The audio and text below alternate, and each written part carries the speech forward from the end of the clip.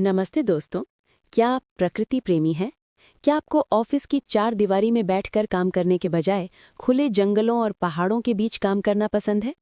अगर आपका सपना खाकी वर्दी पहनने का है और आप एनवायरनमेंट यानी पर्यावरण की रक्षा करना चाहते हैं, तो फॉरेस्ट गार्ड यानी वन रक्षक की जॉब आपके लिए बेहतरीन विकल्प हो सकती है। आज के इस डिटेल्ड वीडियो में हम फॉरेस्ट गार्ड बनने के पूरे सफर के बारे में बात करेंगे। ये एक ऐसी नौकरी है जिसमें एडवेंचर भी है और गवर्नमेंट जॉब की सिक्योरिटी भी। इस वीडियो में हम 8 महत्वपूर्ण बिंदुओं पर बात करेंगे। फॉरेस्ट गार्ड का असली काम क्या होता है, इसके लिए एजुकेशन और एज लिमिट क्या है, फिजिकल स्टैंडर्ड्स यानी हाइट और चेस्ट कितनी चाहिए, इसका फिजिकल टेस्ट सबसे अलग और मुश्किल क्यों होता है, रिटन एग्जाम का सिलेबस क्या है, मेडिकल टेस्ट में क्या चेक होता है, ट्रेनिंग और पोस्टिंग कहाँ होती है, और अंत में सैलरी और प्रमोशन कैसे मिलता है। तो चलिए बिना किसी देरी के शुरू करते हैं। सबसे पहले समझते हैं जॉब प्रोफाइल और रिस्पॉन्सिबिलिटीज को।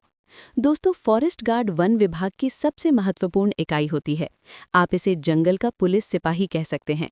इनकी जिम्मेदारी बहुत बड़ी होती है। इनका मुख्य काम है इल्लीगल एक्टिविटीज को रोकना। जंगल में लकड़ी की तस्करी, अवैध कटाई और शिकार यानी पोचिंग को रोकना इनका काम है। इसके अलावा फॉरेस्ट फायर यानी जंगल की आग एक बहुत बड़ी चुनौती होती है।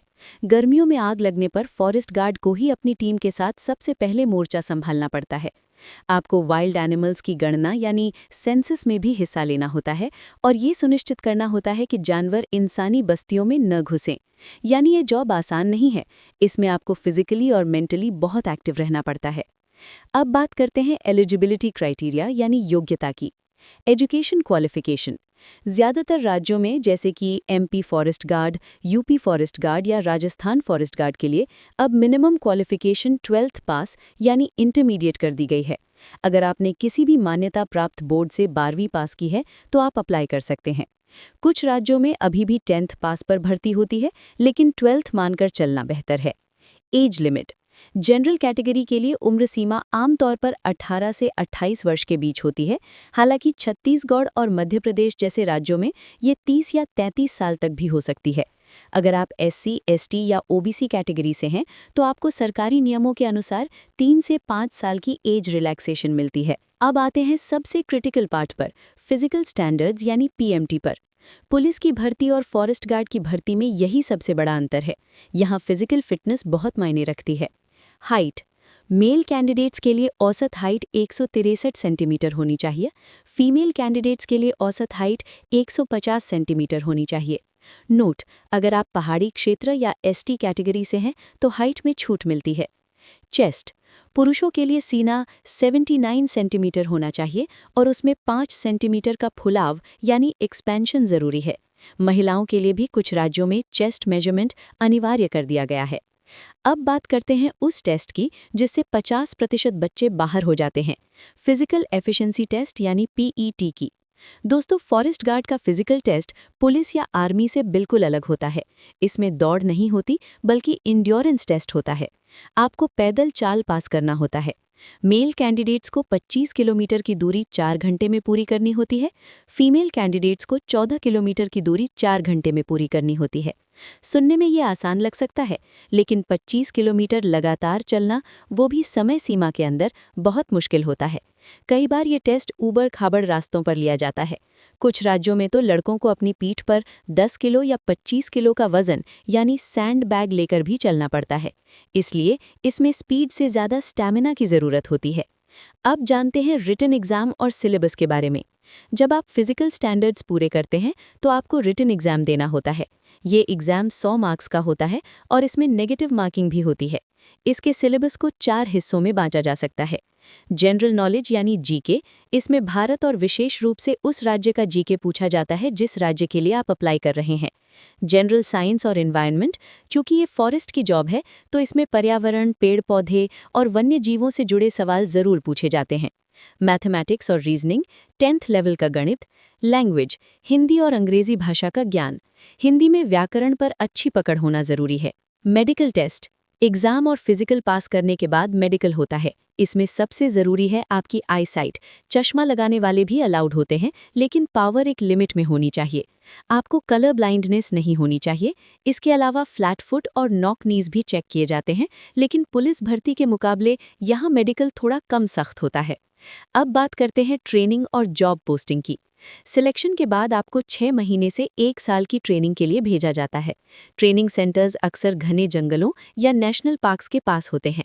वहाँ आपको सिखाया जाता है कि जीपीएस कैसे इस्तेमाल करें, जंगली जानवरों के पगमार्क्स कैसे पहचानें, राइफल या लाठी कैसे चलाएं और फॉरेस्ट लॉज यानी कानून क्या हैं। ट्रेनिंग पूरी होने के बाद आपको आपकी बीट मिलती है। जंगल के एक स्पेसिफिक हिस्से को बीट कहते हैं, जिसकी जिम्मेदारी एक फॉरेस्ट गार्ड की होती है। आपकी posting national parks, tiger reserves या सामान्य जंगलों में हो सकती है। अब आते हैं उस हिस्से पर जिसका आप सबको इंतजार है, सैलरी और प्रमोशन। फॉरेस्ट गार्ड एक ग्रुप सी की पोस्ट है। 7वें पे कमीशन के अनुसार इसका पे मैट्रिक्स लेवल 2 होता है। बेसिक पे लगभग 19,900 रुपये। इसमें डीए, एचआरए और वॉशिंग अलाउंस जुड़ता है। तो आपकी इन हैंड स्टार्टिंग सैलरी लगभग 22 से 28,000 रुपये के बीच होती है। अगर आपकी पोस्टिंग किसी नक्सल प्रभावित क्षेत्र या बहुत दुर्गम जंगल में है, तो आपको हार्डशिप अलाउंस अलग से मिलता है, जिससे सैलरी बढ़ जाती है। इसके अलावा आपको रहने के लिए गवर्नमेंट क्वार्टर मिलता है, जो अक्सर जंगल के किनारे बना होता है, और साल में वर्दी के लिए भत्ता मिलता है। प्रमोशन यानी करियर ग्रोथ। फॉरेस्ट गार्ड के बाद अगला प्रमोशन फॉरेस्टर यानी वनपाल का होता है।